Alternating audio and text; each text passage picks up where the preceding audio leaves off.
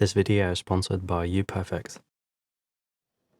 Right, this is episode 5 in the mini fabrication desk setup build series. In the prior episode we installed some spotlights on the top panel and created a power panel which can cycle through all of the machines, so we can turn each machine individually on or off from a single place, which is really quite neat. So essentially what I'm trying to achieve with the mini fabrication desk setup is it's a very optimized system of fabricating stuff.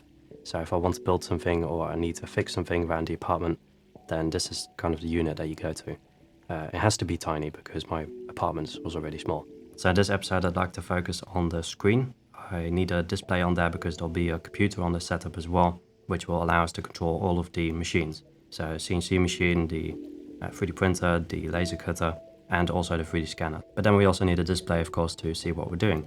It doesn't always need to be there though, because sometimes you're just building stuff. You know, it's nicer to have that all folded up. And this setup is kind of strange because it has two sit stand legs in there, and that basically allows the top segment to hold machines, but also, you know, drop it down so that we can roll it into a hallway, for example. And because it drops down, we also need to be able to fold up the monitor into that top segment. And this video is also sponsored by UPerfect. They sent out a portable monitor, and we'll talk about that a little later on.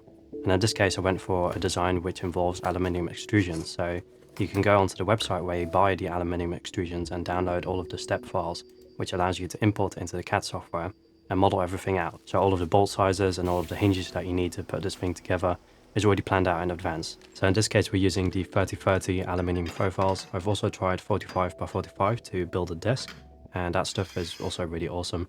It's funny though that the 45 by 45 is cheaper than the 3030 because the 3030 is a lot more common. They use it for 3D printers, they use it for all types of projects.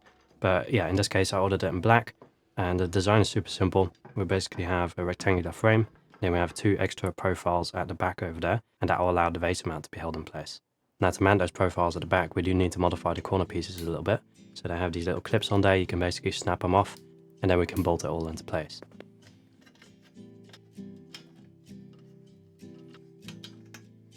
Now I ordered this wall-mounted base mount system, and this will allow us to also detach the monitor from the setup and still take it with us onto location, because it is super useful as a portable monitor as well. So we bolt that onto the aluminium T-track at the back with these little T-nuts, and this leaves us with a really solid frame that we can also upgrade in the future with additional accessories or tech. So it's very versatile in the way that we can upgrade it later on as well.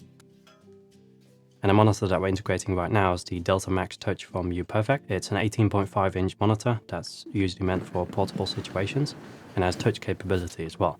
So it comes really neatly packaged, has all of the cables and accessories in there, and the entire housing of this monitor is also made out of metal, so it's incredibly well built. And in general, I'm kind of sad that we're integrating it on the setup because I wanted to take it to work as well, but we can still do that with the base mount situation. And the reason I wanted a dual monitor setup is because oftentimes we work with files, right? So we have the file window open at the top monitor and then the actual program open on the bottom monitor. Otherwise you keep switching between the two, and this is way faster. So we have a bunch of controls and buttons on one side of the device and then a bunch of I/O on the other side of the device. And in terms of that I/O, it does stick out of the side quite a lot, and that has to do with keeping the overall device quite thin. So it's still quite big when it's all folded down, but it does fit into most laptop compartments. Now this is a 1080p monitor. They don't offer any 4K versions. They do have a 1440p version, which is a little bit higher res. That might be useful for certain scenarios. In this scenario though, it doesn't really matter too much. So special thanks to UPerfect for sending out the Delta Max, I really appreciate it. They offer quite a lot of other portable monitors as well, so I'll leave a link in the description down below. Definitely check them out. Episode 3 we actually made this top panel over here, and we made sure that there was this 3 by 3 centimeter gap. This allows the tube to completely fit through, so this is a 120 centimeter one. I'll just go through the entire body over there. And this is what connects the bottom segment to the top segment with some little hinges. So I unbolted that top segment off the sit stand legs and unbolted the side cabinets as well, which allows us access to that 3 by 3 centimeter gap, and that allows me to shove the entire aluminium extrusion through it. Now because that top segment is removed, I also 3D printed the cover plates for the sit stand legs over here. So these just cover up the gap, but they also offer a little bit more stability, so it has 2 points of contact. Somewhat adhering to a standard type of color code in regards to all of the 3D printed inserts.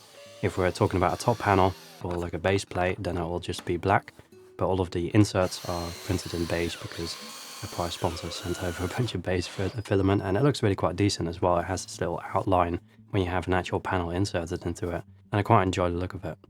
So I started mounting all of the hardware to install the hinges onto this thing, which is a little bit different from all the other stuff that we've installed so far. And this is also why that top aluminium profile goes all the way through the build and isn't just hidden away within the build, so we can still access the T-track and insert the necessary components.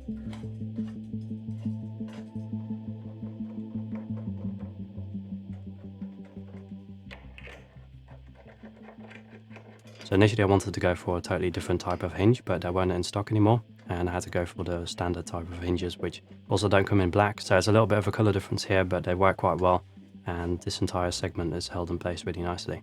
In terms of how we're actually locking this thing in place once it's all folded down, I initially wanted to come up with some really neat solution, but I didn't really think it through too well. And eventually I went back to, the standard idea of just putting a latch over there on both sides. And in this case, they latch in really quite nicely into the aluminium T-track. So I've 3D printed a little spacer over there so it does that exactly at the right angle. And once those are in place, we can mount the entire top panel again. And possibly one of the most infuriating parts of this process is actually bolting back in the bolts of the sit-stand legs over there, because it didn't leave any gaps at the top to do this. So you kind of twisted inside of this little box. But eventually the latching mechanism works really quite nicely. It's very solid, and I don't have any doubts that it will unlatch without me knowing it, so to say. So there's a 75 by 75 VESA mount at the back of the monitor, and it uses some M5 bolts to hold that whole thing together. Now I'm a little bit concerned because there's no lock on this thing, so it could happen that you hit it or something and it falls out, but in general I don't think that will happen too often. And the computer that we're putting on this setup is a little bit in flux still, so I'm not entirely sure what we're doing with that. I did order some mini HDMI to full-size HDMI cables, which are 5 meters long, so at least we have enough reach. It can reach pretty much anywhere on the setup. If we know where we're going to put the computer, then we can reroute those. Now in hindsight, I should have also ordered some extra USB-C cables, because we need the USB-C cable to actually allow the touch functionality on the display to work. We're using it as a standard monitor, which also allows it to work with Mac. But if we would like to implement a Windows rig into this, then it might be nice to add that touch functionality as well. Now a little while ago, Minis Forum actually sent me a mini PC, which is pretty neat for this setup as well, but I'm not sure if it's powerful enough to actually accommodate the 3D scanner that will be implemented later down the line. So I will be doing some testing later on to figure out if it's fast enough. If it's not, it might also be nice to implement a Mac Mini into this thing. And then we also have the AirDrop functionality, because I model everything out on the iPad, right? So that would be super neat to have as well. Now the benefit of going for the Minis Forum mini PC is that the touch functionality also functions if we have those additional cables. And on Mac it's a little bit more tricky, so I'm not entirely sure if you can allow touch functionality to work on a Mac Mini. So folding everything down, it is a little bit of a tight squeeze, so we are pressing on the display itself.